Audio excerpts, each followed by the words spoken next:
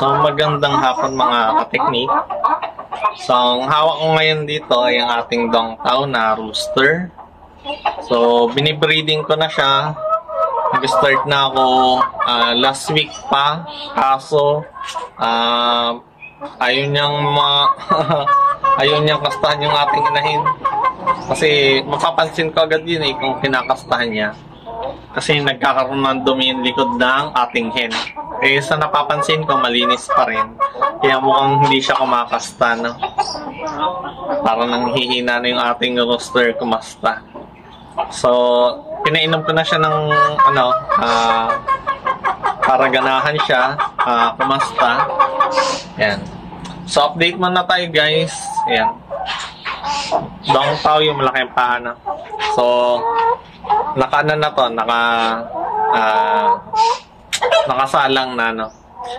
Yung ating project na malalaking hen ay pinakastahan ko na sa ating Jersey Giant.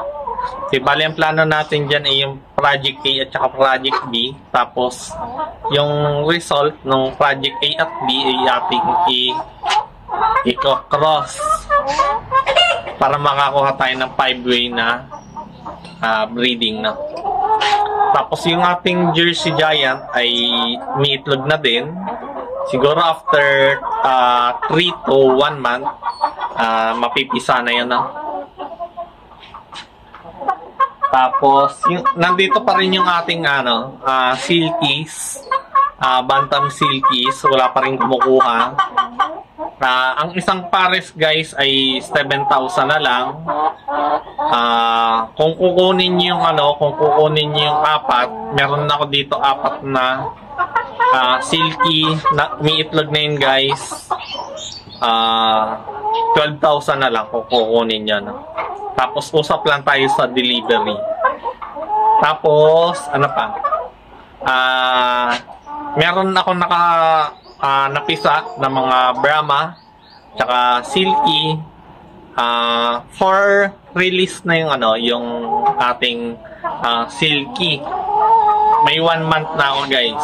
Kung interesado kayo, PM lang kayo, no? Kaso yung ating Brahma hindi pa yun for release. Siguro after a month pa natin i-release, no? Yan. Ano pa? Yung ating parating na black na Brahma ay hindi pa natin napipick up, pero malapit na. Siguro 1 to 2 weeks makukuha na natin yan. Madadala na natin yan dito sa Romblon. Galing ibang lugar pa kasi, kaya mapresyo. Yan. Kasi wala naman tayo dito makukuha na quality na breeder ng mga fancy chicken. Kasi ako nga yung pinakaunang nag-breed, no?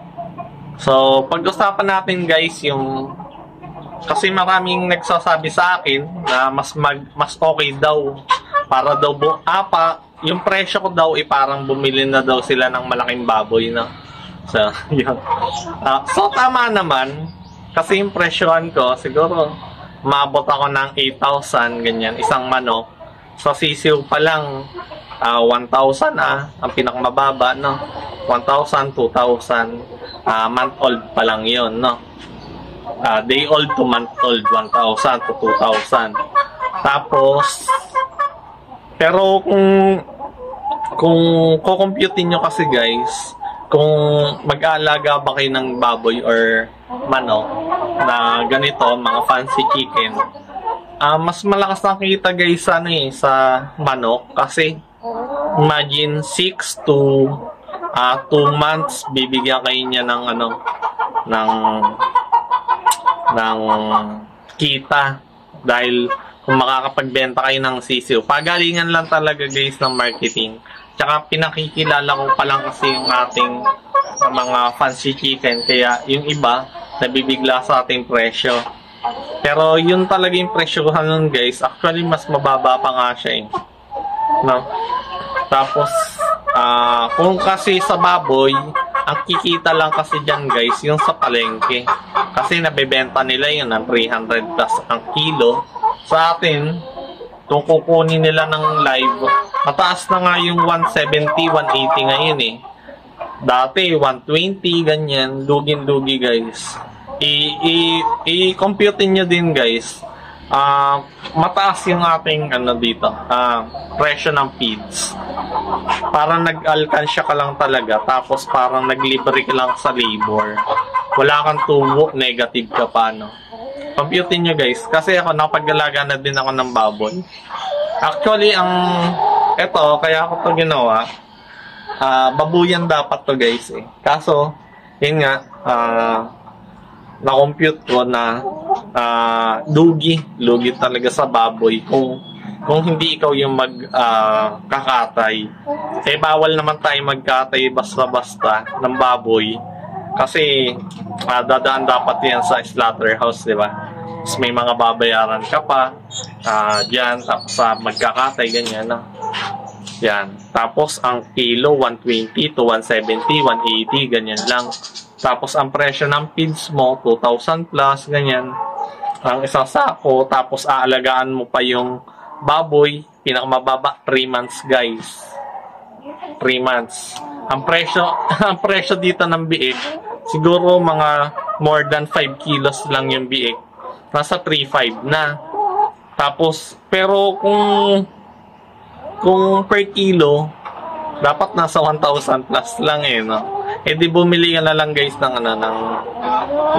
per kilo na baboy. Halimbawa, 40 kilos, papatakihan 6,000 plus lang. Tapos alagaan mo, gawin mong 100 kilos. Yan, tapos katay ka lang, siguro pa isa-isa lang pwede.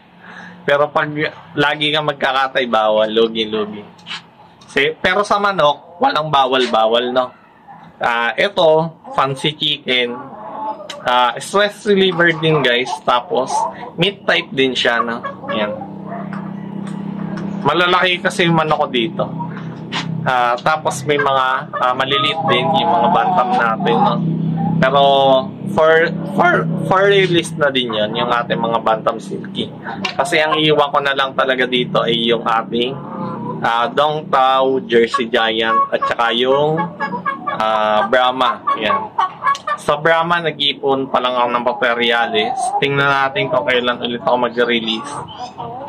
Pinipili ko kasi talaga, guys, ngayon yung quality na materials. Nag-invest na ako sa quality na breeder. Ready to breed naman kaya siguro 2 months, 3 months makakapag-release na tayo. Makapag-rehome na tayo ng mga sisiw na. So, sana supportahan nyo pa rin ako sa aking backyard farming kasi medyo mahirap ang marketing. Kahit wala tayong kalaban or kakompetensya, mahirap rin magbenta. Pero, ang maganda dun, guys, sa Brahma, marami pa ang nagpapa-reserve, ganyan, mabenta yung Brahma. Kaya lang sa mga Dong Tao, sa Silky, mahina. Sa Jersey Giant, may mga pending pa tayo na nakapagpa-reserve. Yan. So, yun lang mga kateknik. Ingat kayo. Supportahan nyo din, guys, yung YouTube channel ko. I-comment ko sa baba yung link na. Salamat. Yun lang. Bye-bye.